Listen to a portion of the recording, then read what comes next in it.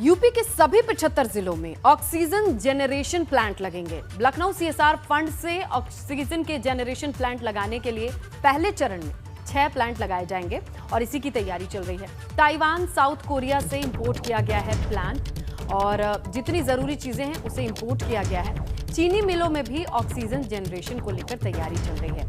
CHC level के अस्पतालों पर ऑक्सीजन की उपलब्धता इससे होगी। 35 से 50 बेड पर ऑक्सीजन उपलब्ध कराने की क्षमता होगी। और आबकारी गन्ना विभाग से जुड़ी जो कंपनियां हैं चीनी मिलों में सीएसआर फंड के जरिए इस काम को किया जाएगा, जहां बेहद जरूरी होगा। यूपी के ताजा हालातों और तैयारियों पर हमारे संवाददाता अनुभव शुक्ला ने यूपी के स्वास्थ्य मंत्री से बातचीत की। उन्होंने इस दौरान जय प्रताप सिंह से बात करके बताया और उन्होंने खुद कहा कि ये दूसरी लहर बेहद खतरनाक है। उत्तर प्रदेश में पिछले एक हफ्ते में जो रिकवरी रेट है वो बढ़ा है और जो अभी तक पॉजिटिव मरीजों की जो संख्या थी उसमें कमी आई है, लेकिन कहीं ना कहीं जो मौतें हैं अब वो संख्या काफ़ी बढ़ गई है। और आखिर सरकार की क्या तैयारी है, क्या लोगों को जो ऑक्सीजन की कमी है या फिर दवाइयों की कमी, इस वजह से तो कहीं मौतें नहीं हो रही। इस पर बात करने के लिए हमारे साथ उत्तर प्रदेश के स्वास्थ्य मंत्री जय प्रताप सिंह जी, उनसे बात करेंगे। सर, हमने देखा एक हफ्ते में पॉजिटिविटी रेट कम हुआ है, रिकवरी रेट बढ़ा है, लेकिन डेथ्स काफ़ी ज़्यादा अब हो रही हैं पूरे उत्तर प्रदेश में। इसके पीछे क्या वजह है? एक तो इतने बड़ी संख्या में मरीजों का आना, दूसरा वायरस में लगातार म्यूटेशन होना।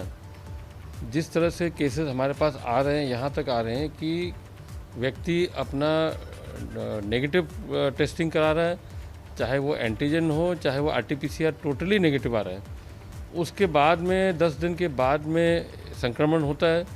जब तक अस्पताल पहुँचता है जब तक काफ़ी देर हो जाता है, ऑक्सीजन की कहीं कमी हो जाती है या घर पर कोशिश करता है। तो इस तरह के केसेस अब बदल बदल के आ रहे हैं। यहाँ तक हम आपको बता सकते हैं कि जो महीना भर कोरोना पहले हुआ था उसके बाद में वो संक्रमण होकर दिखा रहा है, उसके बाद भी उसका रिपोर्ट नेगेटिव आ रहा है। तो जिस तरह से ये वायरस बदलते जा रहा है, इसका रूप, इसमें और एक परेशानी हो रही है इनकी ट्रीटमेंट करने के लिए। हमारा एक स्टैंडर्ड ट्रीटमेंट है और उस ट्रीटमेंट के आधार पर हम उनको 5 दिन का दवाई, 7 दिन का दवाई और आवश्यकता अनुसार वो जो दवाइयाँ इंजेक्शन रिकमेंड हुए वो इंजेक्शन भी हम लोग प्रोवाइड करते हैं। उसमें कहीं कोई दिक्कत नहीं है। तो पूरा मरीज को स्वस्थ करने के लिए प्रारंभ से लेके वेंटिलेटर तक जब तक पहुंचता है उसका पूरी दवाई और पूरा उपचार उसका हम लोग प्रयास करते करने के लिए, फिर भी उसका देहांत हो जाता है। तो एक एक चीज़ पर हम इसका डेथ ऑडिट भी करते हैं। एक एक जो मृत्यु होता है उसका मुख्यमंत्री के आदेश पर हम डेथ ऑडिट करते हैं। कैमरा से प्रमोद के साथ अनुभव शुक्ला, ईटी गंगा, लखनऊ।